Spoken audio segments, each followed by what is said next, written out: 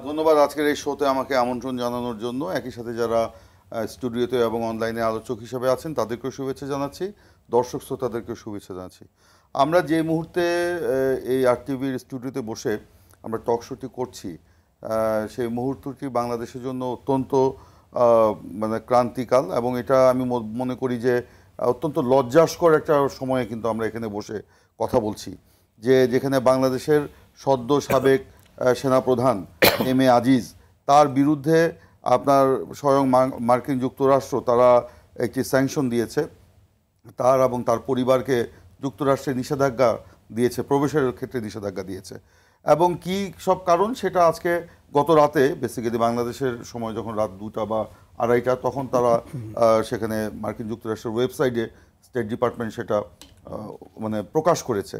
সেখানে তার স্পষ্ট করে বলেছে সেখানে যে তার ব্যাপক দুর্নীতি, তার গণতান্ত্রিক প্রতিষ্ঠান এবং অন্যান্য প্রতিষ্ঠানে অবমূল্যায়ন করা, এবং একই সাথে সেনাবাহিনীর যে কাজ তার পরিবারের সদস্যদেরকে পাইয়ে দেওয়া ইত্যাদি ইত্যাদি নানান বিষয় তারা কিন্তু এখানে উল্লেখ করেছে।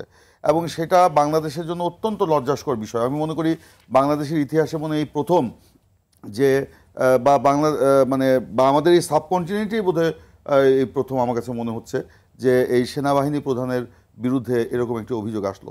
আজকে দেখেন, একটু আগে দীপ আজাদ বলছিলেন যে আল জাজিরায় বোধহয় 2 বছর আগে এরকম একটি ডকুমেন্টারি প্রচারিত হয়েছিল। তখন আপনার বাংলাদেশ সরকার, আওয়ামী লীগ, পররাষ্ট্র মন্ত্রণালয়, এমনকি আইএসপিআর তখন সেই বক্তব্যকে অতিরঞ্জিত, রাজনৈতিক উদ্দেশ্য প্রণোদিত এবং সেটা অসত্য, বানোয়ার, ভিত্তিহীন বলে উড়িয়ে দিয়েছিল।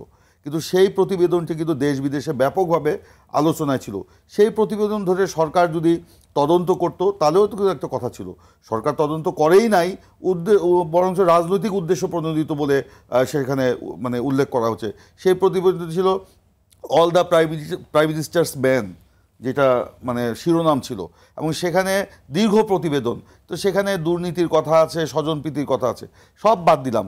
এরকম একজন বিতর্কিত একটি পরিবারের লোককে সেনাপ্রধান কেন বানাতে হবে, যার পরিবারের 3 জন সদস্য হচ্ছে খুন হত্যার সাথে জড়িত, যারা আপনার খুনের আপনার মানে দণ্ডপ্রাপ্ত আসামি? কেন বানাতে হবে? শুধুমাত্র রাজনৈতিক আনুগত্যের কারণে।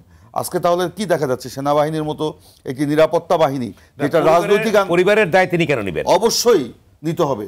একজন সেনাবাহিনীতে কর্মরত কোনো ব্যক্তিকে যখন পদায়ন করা হয় বা তাকে যখন বিভিন্ন জায়গায় পদোন্নতি দেওয়া হয় বা যেখানে পোস্টিং দেওয়া হোক না কেন, এগুলি অবশ্যই বিবেচনায় রাখা হয়। এটা অবশ্যই বিবেচনায় রাখা যায়। তার পরিবারের সদস্যদের দায় এই পরিবারের সদস্যদেরকে প্রোটেকশন দেওয়ার জন্য, রক্ষা করার জন্য উনি সেনাবাহিনী প্রধান থাকা অবস্থায় চেষ্টা করেছেন, সফল হয়েছেন। সেনাবাহিনী যখন প্রধান ছিলেন না তখনও তিনি চেষ্টা করেছেন, সফল হয়েছেন। এবং তাদেরকে যেভাবে আপনার দীপ আজাদ বলেছেন যে এটা কোনো সাধারণ মানুষের ক্ষেত্রে যদি হতো তাহলে আমরা অবশ্যই এই জিনিসটা আমরা মনে করি যে এটা হতো না। কিন্তু ওনার এই মানে ক্ষমতার অপব্যবহার করে তাকে, এবং একটা রীতিমতো লুকিয়ে ছাপিয়ে, কেউ জানতো তার ভাইরা আপনার মানে কারামুক্ত হয়ে আপনি বলেন যে যুক্তরাষ্ট্র বৃহত্তর দেশ, সেখানে তার ভাইয়ের জন্য তদবির করেছেন, কোর্ট আন করছে জন্য তাকে স্যাংশনের আওতায় নিয়ে আসবে, কতখানি যৌক্তিক? বাংলাদেশে আজকে কেন, বাংলাদেশটা আপনার সারা বিশ্বের কাছে কেন আজকে ইম্পর্টেন্ট? কারণ বাংলাদেশে বর্তমান সরকার তারা গণতন্ত্রকে হত্যা করে, নির্বাচনী ব্যবস্থাকে ধ্বংস করে, এখানে অবাধ, দুর্নীতি, লুটপাট, যথেচ্ছাচার করে এখানে তো একটা মাফিয়াতন্ত্র তৈরি করেছে। এখানে একটা মানে দুর্নীতি, লুটপাটের স্বর্গরাজ্যে পরিণত হয়েছে, যে সমগ্র বিশ্বব্যাপী এটা ছড়িয়ে পড়েছে। গত কিছুদিন আগে প্রধানমন্ত্রী আপনার নির্বাচন আগে আপনার আমেরিকা গিয়েছিলেন, সেখানে আমেরিকার রাষ্ট্রপতির উপদেষ্টা তার সাথে দেখা করেছেন। সেই দেখা করার সংবাদ কিন্তু গণমাধ্যমে বাংলাদেশ সরকার বা পররাষ্ট্র মন্ত্রণালয় জানায়নি। ওখানে আপনার নিউজ এসেছে সেই বৈঠকে সেখানে এফবিআইয়ের প্রতিনিধি ছিল, এবং সেখানে স্পর্শকাতর ব্যক্তিদের দুর্নীতির বিষয়গুলো নিয়ে সেখানে আলোচনা হয়েছে। সেখানে আমেরিকায় আপনার তাদের মানে অর্থ পাচার নিয়ে আলোচনা হয়েছে, আমেরিকায় তাদের সম্পদ নিয়ে সেখানে আলোচনা হয়েছে। সেটা আমরা জানতাম না, আমরা তো ওখানকার পত্রিকা থেকে জেনেছি। বাংলাদেশ সরকার কিন্তু তখনও স্বীকার করেনি। যখন এটা প্রকাশিত হলো আপনি বলতে চাইছেন যে বাংলাদেশের দুর্নীতি এবং গণতান্ত্রিক প্রক্রিয়া না থাকার কারণে এই ঘটনাগুলো ঘটছে।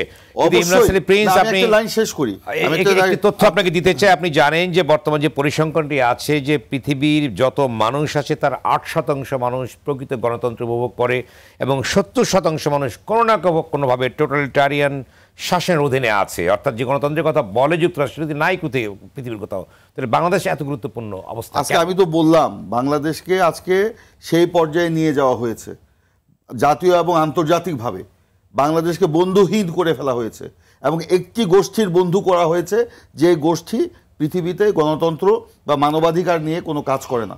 আজকে কোটারি স্বার্থ, ব্যক্তি স্বার্থ, পরিবার স্বার্থ এবং একটি দলের স্বার্থ সেখানে দেখা হচ্ছে সব জায়গাতেই। সেই কারণেই তো বাংলাদেশ আজকে মানে আমি তো আগেও বলেছি, নির্বাচনের আগে আমি মানে বলেছি যে বাংলাদেশকে আন্তর্জাতিক রাজনৈতিক যুদ্ধের ময়দানে পরিণত করা হয়েছে এবং সেটা করেছে আওয়ামী লীগ এবং তার নিজের স্বার্থে, তার দলের স্বার্থে, একটি পরিবারের স্বার্থে, একটি ব্যক্তির স্বার্থে।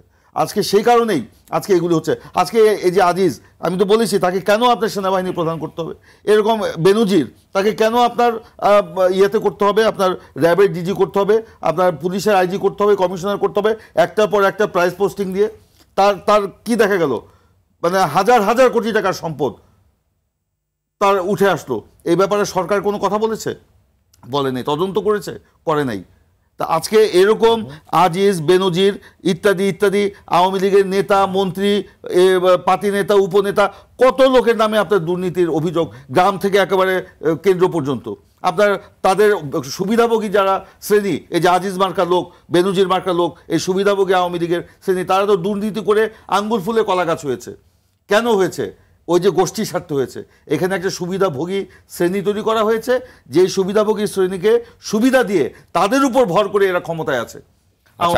এদের আপনার জনগণের কোনো ভিত্তি নাই। আচ্ছা, ছোট্ট প্রশ্ন আপনাকে করি, যেটি ওয়াদুল কাদের বলেছিলেন ডোনাল্ড লু আসার আগে, তিনি বলেছিলেন যে লুর কোনো ধরনের অভিসন্ধি আছে কিনা সেটি বিএনপি ভালোভাবে জানে। আপনারা কি জানতেন কিনা যে আমরা যেটা বলেছি যে ডোনাল্ড লু বাংলাদেশে এসছেন, আমরা তাকে স্বাগত জানাই, কিন্তু ডোনাল্ড লুর বাংলাদেশে আসার বিষয়ে আমরা অবগত নিয়ে আমাদের কাছে অতটা গুরুত্বপূর্ণ নয়। আমাদের কাছে গুরুত্বপূর্ণ বাংলাদেশের গণতন্ত্রের আজকে নির্বাচনের আগে তো আপনাদের কাছে মার্কিন যুক্তরাষ্ট্রের কোন কর্মকর্তা আসলেন বা সেটা খুব গুরুত্বপূর্ণ ছিল। নির্বাচনের পরে গুরুত্ব কমে গেল কেন? নির্বাচনের আগেও গুরুত্বপূর্ণ ছিল না, ছিল কিন্তু না। নির্বাচনের আগে লেগ পিসে আমাকে বলতে দেন, ডোনাল্ড লু নির্বাচনের আগে বাংলাদেশে এসেছিলেন, তখন কি বিএনপির সাথে দেখা করেছিলেন? এটা তো আপনারা বলতে পারবেন না। দেখা করেছিলেন কিনা? আপনি তো একজন সাংবাদিক, দেখা করেন নাই। আমেরিকান ক্লাবে না, আমেরিকান ক্লাবে ডোনাল্ড লুর সাথে কোনো বৈঠক হয় নাই। সরি, আমেরিকান ক্লাবে যুক্তরাষ্ট্রের অ্যাম্বাসেডর তো আপনাদের সঙ্গে, সেটা হতে পারে। যুক্তরাষ্ট্রের অ্যাম্বাসেডর তো ওবায়দুল কাদের সাহেবকে তার বাসায় দাওয়াত করে খাইয়েছেন, আওয়ামী লীগের দরবেশ বাবাকেও তো খাইয়েছেন। ডোনাল্ড লু বরঞ্চ দরবেশের বাসায় যাচ্ছে, আমাদের কাছে আসে নাই। সম্পর্কটা বেশি, আমাদের সাথে পৃথিবীময় সকলের সাথে সম্পর্ক ভালো, এখনো ভালো। কারণ আমাদের যে চাওয়া, জনগণের যে চাওয়া, দেশে গণতন্ত্র প্রতিষ্ঠা করা, দেশে মানবাধিকার প্রতিষ্ঠা করা, নির্বাচনী ব্যবস্থা ফিরিয়ে আনা, বিশ্বাসযোগ্য গ্রহণযোগ্য নির্বাচন, সেটা আমাদের চাওয়ার সাথে তাদের চাওয়া মিলে গেছে, এখনো মিল আছে।